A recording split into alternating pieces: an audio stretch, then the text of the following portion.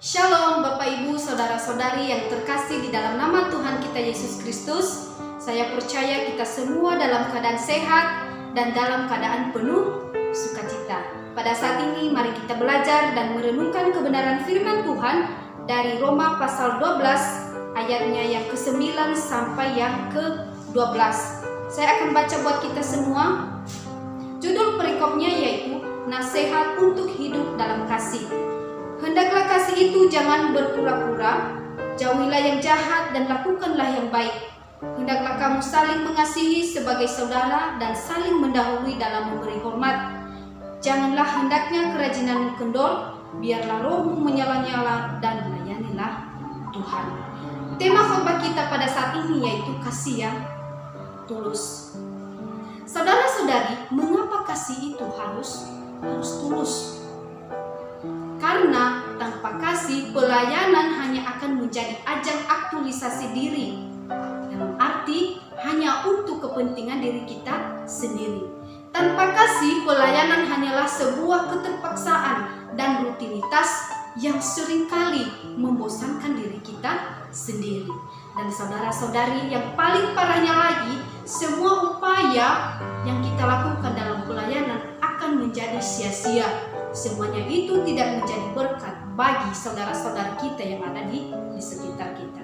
Nah, kasih yang tulus akan datang dengan sendirinya tanpa dipaksa atau tanpa mengharapkan imbalan dari orang lain. Nah, sekarang apa saja bukti dari kasih yang tulus? Nah, salah satunya adalah di sini saya ada kado. Ini merupakan bukti. Ini merupakan bukti kasih kita kepada orang lain. Kalau kita benar-benar memiliki kasih yang tulus, pasti kita merelakan segala sesuatu untuk kita berikan kepada orang lain dalam kutip, dalam hal yang baik. Contohnya kita merelakan waktu kita merelakan tenaga kita, karena di dalam diri kita memiliki kasih yang tulus. Saudara-saudari, kita memberi hadiah kepada orang lain bukan kepada sahabat-sahabat kita aja atau kepada orang yang menyayangi kita, bukan ya saudara-saudari, tetapi kita bisa memberi hadiah atau kado kepada semua orang tanpa harus memandang muka. Nah, ini adalah salah satu bukti dari kasih yang tulus. Dan yang berikutnya, bukti dari kasih yang tulus itu adalah kita benar-benar seperti yang saya katakan tadi, merelakan waktu, merelakan tenaga kita untuk membantu dia dan memberi pelayanan yang terbaik untuk dia. Nah, saudara-saudari, di sini ada gambar ini mereka adik kakak, mereka tinggal dalam satu keluarga. Ada adik kakak, mereka tinggal dalam satu keluarga. Mereka bekerja sama menggarap ladang milik keluarga mereka, yang seorang si kakak telah menikah dan dia memiliki keluarga yang cukup besar, sementara si adiknya masih lajang, dalam arti masih belum menikah, dan dia berencana tidak mau menikah. Saudara-saudari, saya tidak tahu kenapa dia tidak mau menikah. Nah, ketika musim panen tiba, mereka ini selalu membagi hasil sama rata dan selalu begitu terus menerus.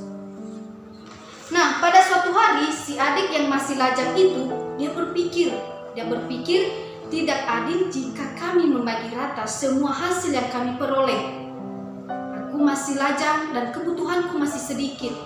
Maka demi si kakak adik ini, setiap malam dia akan mengambil sekarung padi miliknya dan dengan diam-diam meletakkan karung itu ke lumbung kakaknya. Karena itu ia menganggap cukuplah untuk mengurangi beban si kakak dan keluarganya, karena dia tahu bahwa keluarganya banyak tanggung jawab. Ada anak-anaknya, ada suaminya, dia merasakan apa yang kakaknya rasakan. Nah, sementara itu si kakak yang telah menikah ini pun merasa gelisah akan nasib adiknya. Dia berpikir tidak adil jika kami selalu membagi rata semua hasil yang kami peroleh. Aku punya suami dan anak-anak yang akan mampu merawatku kelak ketika aku tua. Nah, sedangkan adikku tak punya siapa-siapa, tak akan ada yang peduli jika nanti dia tua dan miskin. Nah, si kakak berkata, dan ia berhak mendapat lebih daripadaku. Karena itu saudara-saudari, setiap malam secara diam-diam juga kakaknya mengambil sekarung dari lumbungnya, dan si kakak ini memasukkan padi itu ke lumbung adik satu-satunya. Lalu ia berharap satu karung itu dapatlah mengurangi beban adiknya kelak nanti.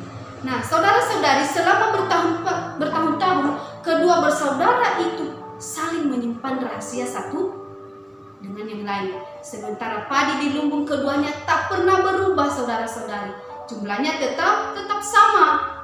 Sampai suatu malam keduanya bertemu. Mereka bertemu ketika sedang memindahkan satu karung ke masing-masing lumbung saudaranya. Nah, saudara-saudari, di saat itulah mereka sadar dan saling menangis berpelukan. Karena mereka tahu dalam diam ada cinta yang sangat dalam yang selama ini menjaga persaudaraan mereka.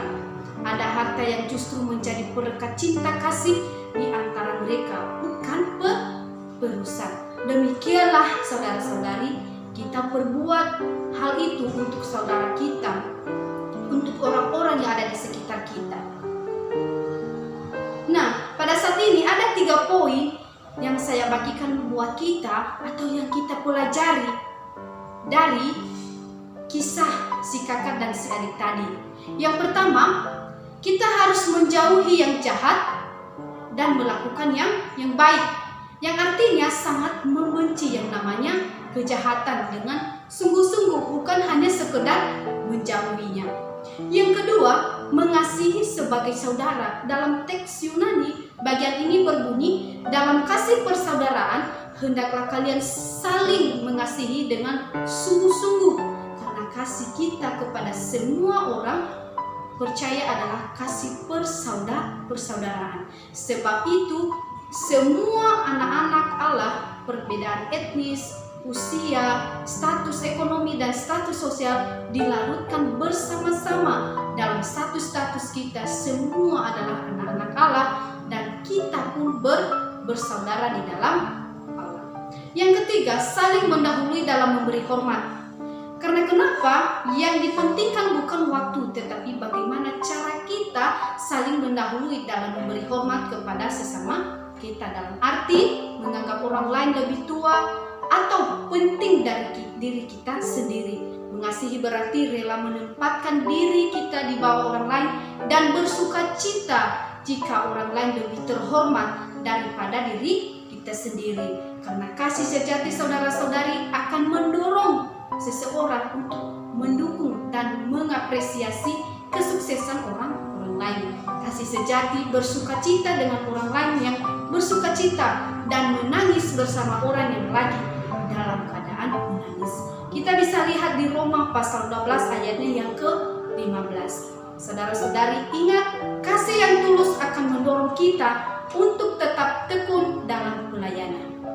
Terima kasih atas kebenaran firman Tuhan yang bisa saya bagikan buat kita pada saat ini. Tuhan Yesus memberkati. Mari kita berdoa. Bapa yang baik yang kami kenal, di dalam nama Tuhan kami Yesus Kristus, terima kasih Tuhan atas waktu yang telah Engkau berikan kepada kami, sehingga pada saat ini kami bisa mendengarkan kebenaran firman-Mu. Mampukanlah setiap kami Tuhan, sehingga kami menjadi orang-orang yang berbagi kasih, yang merelakan waktu kami untuk demi orang lain. Terima kasih Bapa, terima kasih Yesus, haleluya. Amin.